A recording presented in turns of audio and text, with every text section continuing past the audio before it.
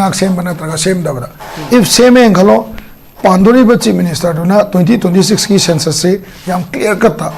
Chumma number Putunga Mudra, Jam Chow question never. Prazagi Wenadi, Akoi Emile Legana, Ainamona, Tabawano Bayani, Tika Pangani, have the Kanbagi Matakta, Hosek 2026-27, the Tokataba census say, Masigi census Sida, Singata Kaida, Layba population search say, Sigisi, Cookie Emile Singna, Moika Gumba,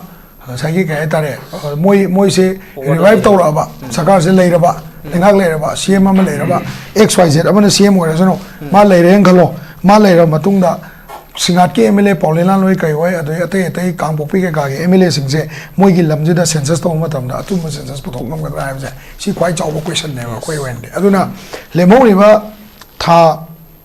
Tarabu Paramore, election can already go. Ta Tarasida, Lenga Pai Canabasica knows a queen name of Sangam. Tato Kivna Pabra, Pire Lavina Pabra, Tato Waga, political pressure Matoroganda. Census say NRC Kari pressure say CSO Matana to way mota political party ga Puna Tominam Pabra. Lenga to Piraga Moina population census low in a sacrifice to Gita Gadi Madu Hena 2029 32 da Hangadu problem of Jaum Lakaneva. See Poche Nasiboda Kanamtana Emile Amtana Machin the Haide Aquina Moide Kangi is a Lengax Shema Matamda. Akoi 2026 census say chumna tahoni taholoi NRC matam chan tahon gani update tawgani hai poche moi saiti ki kemta haibilite party president jo haibilite aduna akoi di masi kai hoina uge na ha kanda it's a total compromise akoi lebak se sigi achumba natra aran basida MLA mayam gi maming da kuki metei gi namada compromise to thokne laweba ngasi loisala koda tentakna line amani dang ai jarang gi ko ngasi chandel le tawribo operation do Moina UK and American Wagi Matak, Su Group Matak, the operation dog. Unilev Kamoiga, Rangan, Famine, Unilev to the Modi 1200, Tamoy means a limit to and a high Ravagi covered it way. Adubu, Su Group to the Su Group Mam, the Moji Masindo Cano, Carino have the Masibo Chedam to talk. Aduna Masiki say, Proxy wars, Yimarata, politician Mam, Sisu, Suminusum Lerega, among in a Carino Kangdava. Environment वगैरह विश्वजित वगैरह honourable खेमचान वगैरह honourable setup वगैरह मके यानी मकिंगा मवांगा मंगा मुदो एता नोइन same वगैरह करी तो दोइनो नोइजु अखोय दौना पॉलिटिकल पार्टी दम लेबिउ वोट लेपिउ मथंग इलेक्शन गाइजी अदुगा लेबाक सिगी अचुंबा पोतो थेंगनाबना फरवैद्रा हायना Manipur da government ama same da bugi matang da tongan statement mayam ama tari sigi manung da kasi thamjal to pisi mari lena na za santa gi mota so same kan hena kan bi bana to same way na kan bi ba kamai yem bi koi de semak bana tra semak ba do semak da do de ai wakan da de hojik ti adu hangna roi dam ne abdi Manipur le leba situation de sida akoi si work ta di kai work ta ke samna da sema ga di kamai work pe aduga Cannot already if Semactra Gadica were and I never the same da do the Iwakanda. I mota the Ahoy political politician may am say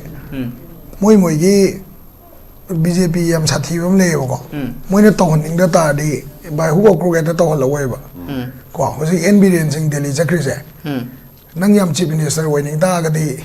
Nanga Aquina Chief Minister was had to wear the Tadi Nangi. Nahan Supreme Court get taped to Pakalora guy at the Hakaduzani Madico. Say, I did. Thousand wham, the video saying money. No, was it Chief Minister waiting for me? Any panlay? See, any panlay, so Mumu, to leave him, so paying whenever. Muina toning me to the Torok to Nadu at that one of the best option Muigi Canano, Hayaganda, Hanade on the environcing never. Adu Magi Tokiba, I see that you might talk to the Ingu wine at the Udeva, Adukaki Wari never lies a call. Nuai ude ai tai hoi phone lak to to an ma lak le to we so kan de chamana re ba ni di ko adu mai na lai ba da yeng doi se kai no ai kan da lengak sem da ba sida barrier ani lai se moi leader mun na bai wari se di akoi na pakai ha lo se du mal ne ba na sai anchor na sina we ni hai samna ha da biso sina we ni tai chum ja la ga ha ra so du question we throw anchor ge di adu nai na ba ya poti we de da Biren Singh Delhi Chakri do same gi oi bai oi ja lo nai na ba ya pot oi de bo nai na ba ya rom da kitang changsan jam ne dai hai ni ge sana ko sai gi moi gi chukli pairam mani se compulsory next pairam da ta di na na leader am lai ne ba si khang ga dong ne ko moi myam gi loi na ba chukli am loi pai ba ma sina mathak ta ko pairam da di na leader lai ne ba 7 mi tare tara tu yaw da su saka sem na me ko si yam clear ne si am kan mi na ji ba ꯑꯗꯨ ꯃꯇꯨꯡꯗ ꯍꯧꯖꯤꯛ ꯂꯥꯛꯇꯣꯏꯁꯦ ꯀꯩꯅꯣ ꯀꯥꯟꯗ ꯁꯦꯟꯇꯔꯅ ꯃꯣꯏꯗ ꯇꯧꯔꯛꯏꯕ ꯑꯩꯈꯣꯏꯒꯤ ꯂꯤꯗꯔꯁꯤꯡꯗ ꯇꯧꯔꯛꯏꯕ threat ꯍꯥꯏꯇꯥꯔꯦꯀꯣ ꯊ꯭ꯔꯤꯠꯁꯤ ꯏꯗꯔ ꯅꯣꯏ ꯌꯥꯁꯟꯅꯔꯣ ꯑꯗꯨ ꯅꯠꯇ꯭ꯔꯒꯅ ꯄꯤ ꯑꯥꯔ ꯐꯦꯁ ꯇꯧ ꯍꯥꯏꯕꯅꯦꯕ ꯀꯣ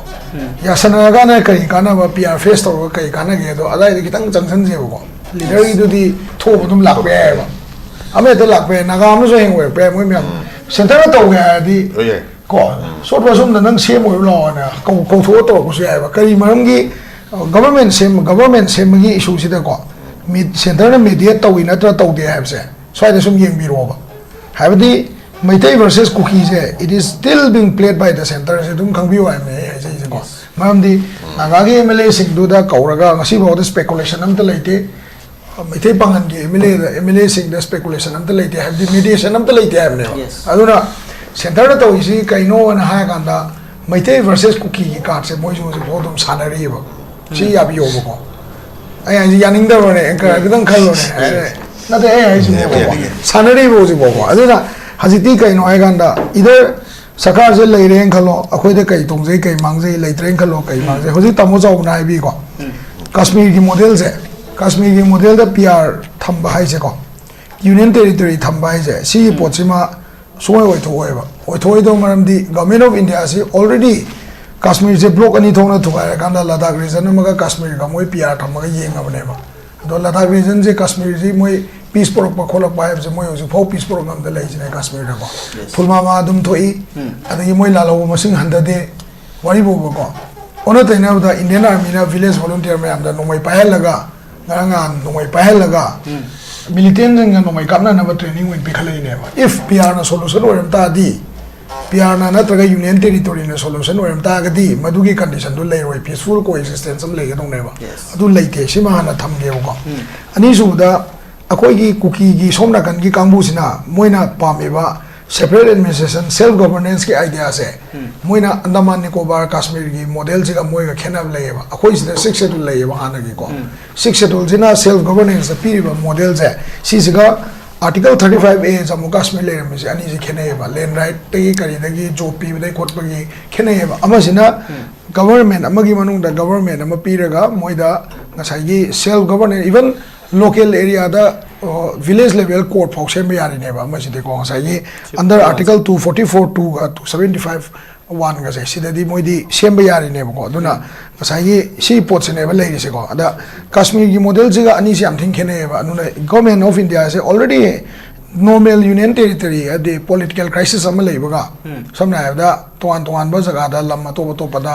तो political crisis Manipur almost 6 years को मदी पीआर फेस तौग्रमनेबको अदुगुंबा जगह स्ट्रेटेजिकली यामना इरांग लेबा जगह दा पीआर थम्बगा नत्रगा यूनियन टेरिटरी थम्बगा अनि जिगे खेनाबसे गवर्नमेंट ऑफ इंडिया की इंटेलिजेंस से याम थी फसना अंडरस्टैंड तौरमनेबा अदुना यूनियन टेरिटरी पीरो कनो कन्फर्म होहन बिरो अदुदे खोइ लेंगाक सेमबा यागे या याउगे हाइबसे मा जोकर ने सी पोचमा ओइरोय द पोनेबको मोइना फराम हायरसु ओइरोयबा अदु वाइस वर्सा अमुग येंगसेबा कुकी जिंगना हाइसे लेंगाक सेमबा याउगे पीआर कन्फर्म होहन बिरो अखोइदा इबा चेरोल पिउ हाइबसे सरकारना पिथोरकदरा 371C अदगी 244 2 275 1 दगी आर्टिकल 335A के एक्सपीरियंस लेबलमनेबा अदुना स्पेशल स्टेटस सी मसीगा लौथोकपगा पीआर थम्बसी स्ट्रेटेजिकली यामना कल्चर पुंजनलनबा सोगनदबा अदई लेदनको यूटीआई से अदुनेबा लाकदोइसेको अदु सिंगल पावर अमदा लेकान मदुना अखोइगी अपामदो फंगमंगमदरा नत्रंगा मोइदरा हाइतादि कुकीजिंग से कईगुंबा मोइगी अपामसे इरगा पीद्रसु सोमना कंदा मैतेगा नागा हाय मैते नागा कुकीजु हायगुमजिने सोमदा लेबा रिमेनिंग जिना सरकार सेमकपु मतमदा they are already a part of the government मरमदी मोइ रिजाइन तौद्री होसबो अदुना मोइना तौरी मैम से ड्रामा नेबको ड्रामानी ममदी कइनो हायगांदा मोइना तसेंगना यूटी पीद्रदी अइब पीददी सरकार सेम यावरोय हायरोयदमनेबा अखोइ रिजाइन तौरे ने रिजिग्नेशन लेटर पिरकदमनेबको अदुगा पार्टी प्रेसिडेंट सिने एक्सेप्ट तौगदमनेबा अदुना कुकी की होल प्रोपेगेंडा से ड्रामा नेबा मोइगी प्रोपेगेंडा से कइनो ओनली जस्ट ngसाइगी गवर्नमेंट दको ngसाइगी फ्यूचर की ओइबा मीडिएशन टेबल अमदा न्यू एजेंडा पुकटपा याना पोटने मोइ तौनाइसेको दा हुजिक लेंगाक सेमबगा सेमदबगी अकीबसे लीडर मुनबई वारिसिदी अदु मुनसनोबा को कैसु कायदे लीडर मुनबसे पॉलिटिक्स की नेचर ने अदु लीडर मुनबसे अखोइदे क्लैरिटी अम लेत्रिबा बीजेपी की पार्टी प्रेसिडेंट जिंग असि दिल्ली जखरे ऑनरेबल यायमना हाय सेंटरना ꯑꯣꯏꯔꯛꯄ ꯌꯥꯏ ꯑꯣꯏꯔꯛꯇꯕ ꯌꯥꯏ ꯃꯤ ꯑꯃꯅ ꯑꯃꯨꯛ ꯑꯃ ꯍꯥꯏ ꯑꯃꯅ ꯑꯃꯨꯛ ꯍꯥꯏ ꯑꯩꯈꯣꯏꯅ ꯎꯗꯣꯏꯁꯤꯗꯤ ꯀꯩꯅꯣ ꯍꯥꯏꯀꯥꯟꯗ ꯑꯩ ꯋꯥꯈꯜꯗꯗꯤ ꯄꯥꯔꯇꯤ ꯄ꯭ꯔꯁꯤꯗꯦꯟꯁꯤꯒ ꯑꯦꯟ ꯕꯤꯔꯦꯟꯁꯤꯡꯒꯁꯦ ꯀꯩꯒꯨꯝꯕ ꯂꯩꯉꯥꯛ ꯁꯦꯝꯗꯕꯒꯤ ꯑꯣꯏꯅ ꯅꯩꯅꯕ ꯆꯠꯂꯝꯗꯧ ꯃꯥꯜꯂꯦꯕ ꯑꯩꯅ ꯈꯟꯕꯗꯀꯣ ꯏꯐ ꯄꯤ ꯑꯥꯔ ꯂꯥꯛꯇꯥꯔꯗꯤ ꯅꯣꯏ ꯀꯔꯤ ꯀꯟꯗꯤꯁꯟꯗ ꯂꯥꯛꯀꯅꯤ ꯀꯩ ꯀꯃꯥꯏꯅ ꯇꯧꯅꯤ ꯍꯥꯏꯕꯗꯣ thoroughly detailed moida takpi tambibagi ko borom dong male ba engkan bada ko maramdi cookie blocks di already they are prepared for kani surrendering the MLAs ko akhoi di MLAs surrender to be ready laitri ba akhoi lengak sem na honari ba aga akhoi lengak sem na honar sida akhoi gi mi akhoi sum taja bada mi 35 mi 30 sumaina moi block ani thokna maruina naga yauda bida maitai gi MLA sing sigi block ani maitai pangan yauraga ko block ani thokna leibasida saigi moina tawdoise naga gi karakpa MLA siga kuki gi MLA siga ani sibu moi gi support progna hona ga doiri ni ko ani ji hona ba matamda party president machin da statement am to tholak tabse hoji bok thok tabse masina takpadi gaino hai ganda mark su khange ba si future se yam thina grip moye se ko mone yam clearly khang mane ba aduna to imana na haira ne ba only statement moina pibanga mi se center na akhoi da lengak sembagi aya ba pire noi hona ro haire ha ba katane lengak semani ha na te ko honari 26 January bo manungda seme be adu tor be si loin drama katane ba ko drama ni whole and solid drama ni amdi lengak se sem do wai ta di leader je leira dam ne ba aduga aina thamjaning ba mana ko akhoi da yamna kijani ngai oi se akhoi hujiki MLA taret sigi aduga lemhori ba ahum moigi Singhat Chochanpur adai swai gi MLA sing se sigi moigi move si di akhoi yam kini ngai oi ba hojik se moina pham moina negotiate torong gadar di khangde akhoi na negotiate to ning ba jaga kara su lei ba if lengak sem bana traga sem da ba if sem en khalo Tokadouribra chief minister duna 2026 ki census se yam clear cut ta chumna number puthok ngam gadra hai jam chaw question ne ba praja gi oina di akhoi gi MLA le rakana aina mona thabak wanom ba yarni thika phangani ha do khan bagi matakta hojik se 2026 27 da tawgada ba census se masigi census sida singata kaida leiba population search se sigi si kuki MLA singna moi kai gumba sagi kai tare moi se revive tawra ba sakar se leira ba lengak leira ba CM am leira ba XYZ amana CM ora jono ma leire khalo ma leira matungda Singat ke MLA Paulina loi kai wai adoi ate kangpopi ke ga ge MLA sing se moi gi lamje da census to matam da atum census puthok ngam ga ra se si kwai chaw question ne ba khoi wen de aduna lemo ri ba tha tara bu bharam roi election kan ho ga de ko tha tara sida lengak pai be kana ba se kai no se khoi nai na bam chang ge tha do khibna phabra pai ra lei bna phabra tha do ga political pressure ma to ganda census se NRC gi kari gi pressure se CSO mathan to bai mota political party ga khoi ga punna to minam na pabra lengak to pai ga moina population census loina sacrifice to ge ta ga di madu duna hena 2029 32 da heng adu problem yam jaum la ka ne ba si poche ngasi bauda kanam ta na MLA am ta na machin de haide akoi na moi de khangni je lengak se sema matam da akoi 2026 census se chumna to honni to loi NRC matam chan to hon gani update to gani hai poche moi sai ti kem ta hai belite party president jo hai belite aduna akoi di masi kai hoina uge na ha kanda it's a total compromise akoi lebak se sigi achumba na ta aran basida MLA mayam gi maming da kuki metei gi namada compromise to thokne lawai ba ngasi loisala ko da ten takna line amani da ngai jarang gi ko ngasi chandel le tawri bo operation do moina UK ne American oge matak tene hai su group ki matak ta de operation tawde UNLF ko moi ga ngarang an phami nei UNLF ta de moi di 1200 ta moi mi je limit to na hai re hai gi khabar na toy adubu su group mayam da di moi gi masing do kya no kari no have do ngasi bo che dam ta thokte aduna masi gi je proxy war gi marakta politician mayam si su sumaina sum leiraga amagi na kari no khangdaba en biren sing ogera bisojit ogera honorable khemchan ogera honorable setabarta ogera maike ani makinga mawang ngam mo do eta noi na sem oira kari to do no noi ju akhoi dongna political party dum lebiu vote lepiu mathang election ngai ji aduga lebak si gi achumba poto thengna bana pharoi dra na smain dam jai yam ji musigi tamjari ba topic sig mari lena na hanba gi round sig uza ji uza birendra da laksage ji oza santana su phajana thambiri lengak se semlak pana kari kana gani sem dragana ikode kari khudung chagani hai bo wafum dani oza thambiri si ji BJP ke MLA singi marakta manada statement camera di tholi maduga center leadership na makhoi ga leinari ba mari si MLA singina fongdoli wafum siga yengura kanda mari si kamai yengbe BJP ai dinga sai ai taragi mari ne ai ga do de ado taragi ko gi center da BJP su leiba ado state da BJP su leire ado se se sine ai tamu chau na hai do ai samdara ke bo tamu chau na hai do ai samdara ke ba yam thin simple ne ba lengak lei ba se akhoi gi lengak lei je na khwai phai akhoi ba apa ma tau ya na ba ai gi apa ma tau ba na ba ko akhoi na thagat ki mi de si akhoi apa ma tau to ne ba ko lam ji gi khang ba hi ba mayam tau to ne ba ngasi yengo akhoi gi state gi administration na kano se akhoi gi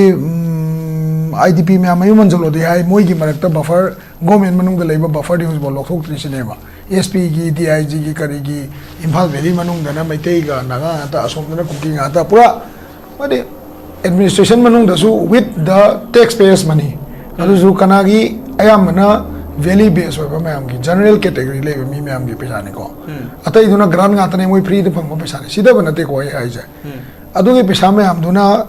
state has been now divided into state governments si su buffer lei manung da moi buffer jibo kogan mangam da lei baduna akhoi gi kari afa ba torok toino hai se akhoi munna kan mam to ya ba ko aduna lengak lei gi yam phai ba but lengak lei ba se delhi na button me le me te gi wa kem na te ba ko adu gi button me pa me ta ba gi wa khata su natna button me la ko su me chanu amo to su to sunu adubu akoi favor da melak to ibra na tra me politics ai influence ki game ne ko akoi BJP yaw se congress yaw su ya ba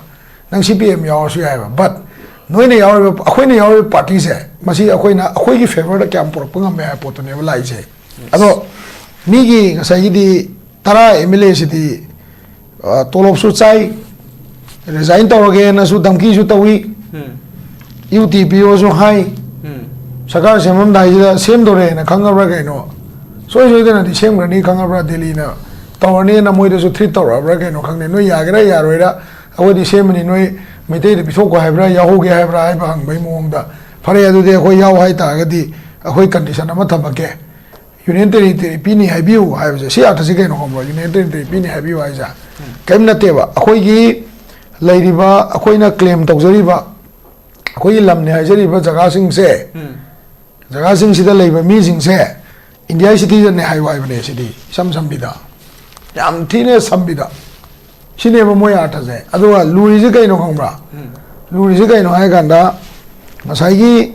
sigi sing sigi India citizen ne hai ni natra ka hai roi gi concept ne bo ji lak na ri se gamai no India ka tong na ri se sine ba asi one border pillar do amuka thugai le mi du dro new somdal da amuka thugai le mi su dro kana na thugai no kai maram gi thugai no wari bo ko then border fencing gi quality de yo fencing quality de yo ne pai ba mi khala tara tin le re ba paisa ri kya no ngam ro kai thu ja more than 1000 crore fencing dong no ba 30,000 crore ne ba adu 30,000 crore gi paisa ne kai thu bo fencing do pipe no to ga nung ti kak le re ba re ti em pa ka ma tham ma sum sa ki mong ne adu ya te bo ya do yam le ba soi ma tang yeng tar lengak le ba ne phai ba example lengak le ba ba example ma ga moirang purien da nan khong tek ba sa la ga mi pu ke to bo do lengak le ba ne phai ba but lengak le ba kan da whether akhoi gi mi sina whether they will be able to negotiate with every indigenous people with the idea of Manipur ko aduga Manipur se intact oina le na bo na ba da economy gi sai uzana an nai bi gi do economy gi factors de yang kan da ko chakthum yen ba gi problem si da akhoi kadai de na kai bo chakthum yen ba da yadori ge ha ba pot ne ba la ka do je aduna noi gi hasigi lenga le ba na phai pr le ba na phai ha se if akhoi na hai ba ta roi do we ta di pr le thengai ne na phai akhoi myam kai mi yaw da bi da mam di madu gi le ba yon thom bai badnam do khoi chaning de ne ha ji de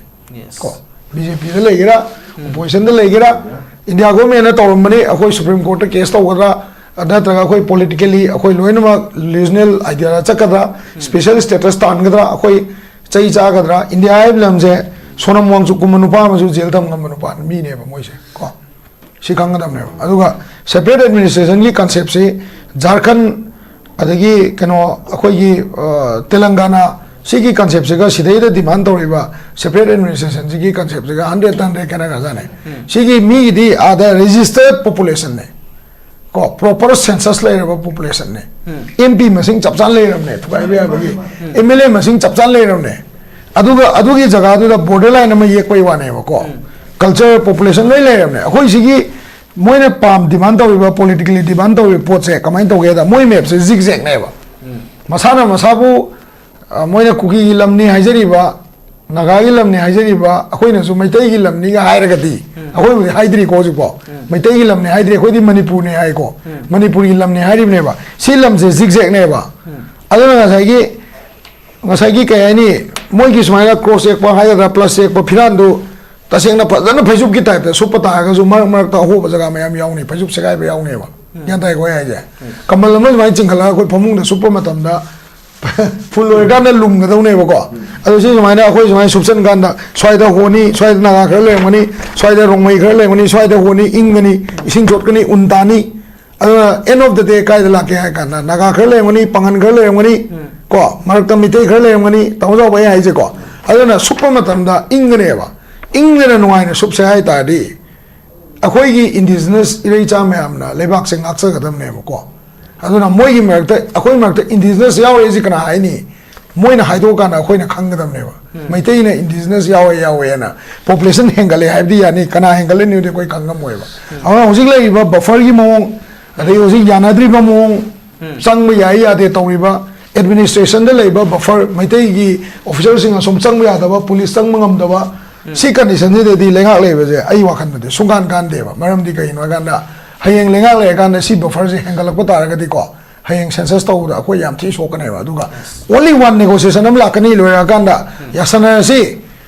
ko kam kan yasana ni